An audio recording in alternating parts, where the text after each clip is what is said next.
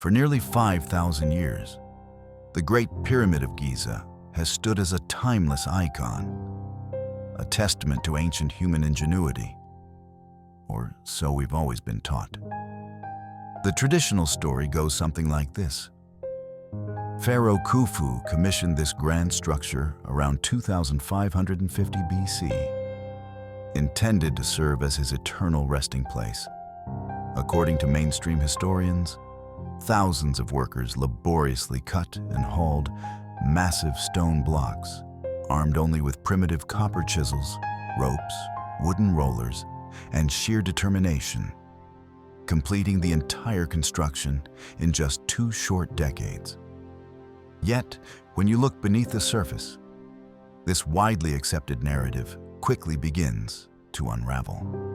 Despite what we've all learned in school, much of what we think we know about the Great Pyramid isn't based on solid archaeological evidence. Instead, it's built on assumptions, educated guesses, and theories passed down through generations of historians.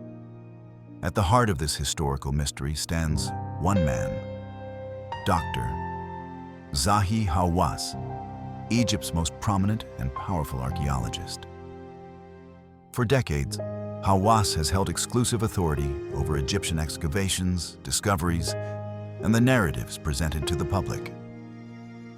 He's become a gatekeeper of history, controlling exactly which secrets remain hidden beneath Egypt's sands and which discoveries the world is allowed to see. Strangely enough, rather than openly welcoming fresh ideas or new archaeological findings, Hawass has gained notoriety for his staunch resistance to independent research, especially when it threatens the accepted version of Egyptian history he's worked tirelessly to uphold. Time after time, revolutionary discoveries that might rewrite humanity's past have been mysteriously blocked, shut down, or dismissed entirely. But why? One glaring issue arises when we examine the alleged builder, Pharaoh Khufu. Curiously, there's no clear contemporaneous inscription from Khufu's reign definitively stating he constructed the Great Pyramid. Ancient Egyptians meticulously documented nearly every significant event, from royal decrees and religious rituals to everyday life details.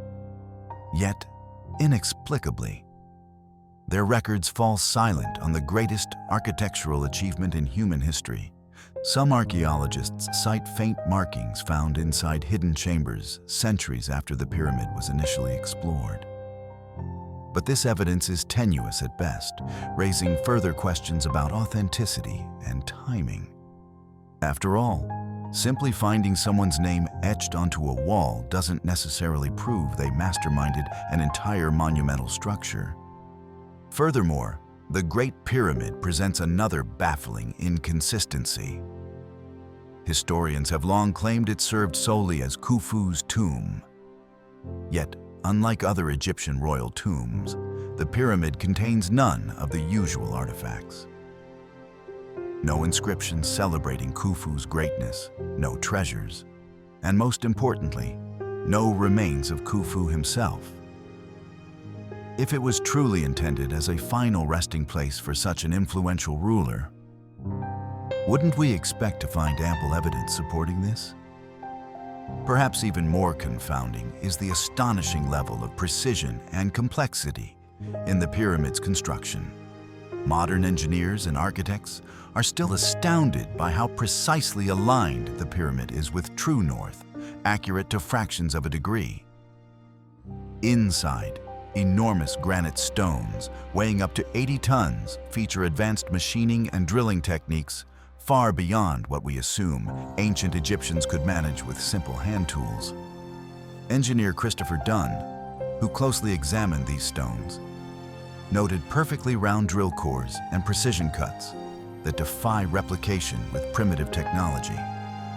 In fact, attempts by contemporary researchers to replicate these precise cuts using ancient-style copper chisels have consistently ended in failure, with their tools rapidly wearing out after minimal progress. This discrepancy raises an important question. If our modern technology struggles to replicate these tasks, how did ancient Egyptians accomplish them thousands of years ago? And then there's the puzzling mystery surrounding lighting.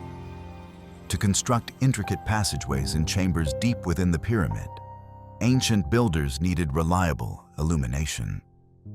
Traditional explanations suggest the use of torches or oil lamps.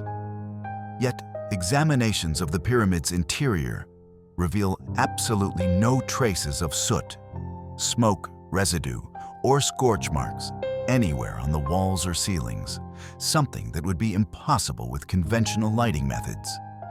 Could the builders have had access to some forgotten form of advanced lighting technology? Or does this anomaly hint at a completely different method of construction? Adding further complexity to this mystery is the extraordinary engineering involved in transporting and placing the pyramid's massive stone blocks. Some of these stones were sourced from locations over 500 miles away and weighing dozens of tons each.